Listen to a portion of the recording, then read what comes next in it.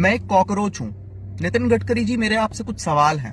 एक 4 व्हीलर को आप एक लग्जरी आइटम मानते हो, इसलिए आप उस पर 28% जीएसटी लेते हो। आप उसको एक लग्जरी आइटम मानते हो, इसलिए आप उस पर 15% कंपनसेशन सेस से लेकर 22% कंपनसेशन सेस लेते हो। उसके बाद आप हमसे 8 से 10% रोड टैक्स लेते हो।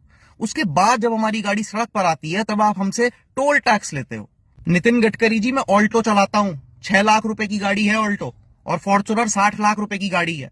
एक टोल पर फॉर्च्यूनर वाला आदमी और एक ऑल्टो चलाने वाला आदमी बराबर टोल देता है। ये कहां का सोशल जस्टिस है? इसको आप कैसे जस्टिफाई करोगे?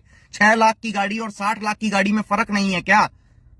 चलो, ये तो समझ में आ गया। एक बार के लिए मान लेते हैं ये सब जस्टिफाइड है।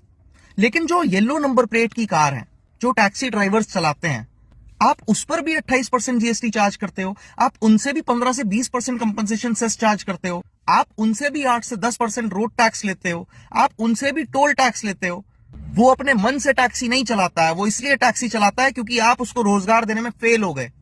आपको उसको सब्सिडी देनी चाहिए थी, लेकिन आप उसको GST, compensation cess, road tax, toll tax के नाम पर लूट रहे हैं।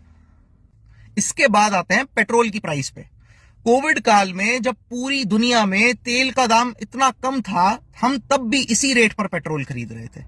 आपने 100% पेट्रोल में 20% एथेनॉल मिला दिया। उससे हमें क्या फायदा हुआ? हम अब भी उसी रेट में पेट्रोल खरीद रहे हैं। और अब जब ग्लोबली पेट्रोल के दाम बढ़े तो आपने 3 रुपए पेट्रोल पर बढ़ा दिए।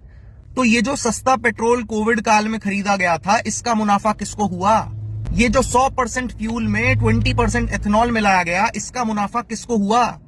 जो व्हीकल्स E20 कंप्लाइंट नहीं थे और वो फिर भी आपका E20 फ्यूल डलवा रहे हैं, उनकी जो माइलेज खराब हुई, उसका हिसाब कौन करेगा? इसके बाद आते हैं तीसरे सवाल पर। जब आपको पता है पेट्रोल एक ऐसी एसेंशियल नीड है भारतवासियों की, तो आपको क्या जरूरत है उस पर सेंट्रल एक्साइज लेने की? आपको क्या जरूरत है उस पर स्टेट वैट लेने की? As a member of Cockroach Janata Party, Mr. Nitin Gadkari ji, I want your resignation from the post of Minister of Road Transport and Highways. You don't deserve that post.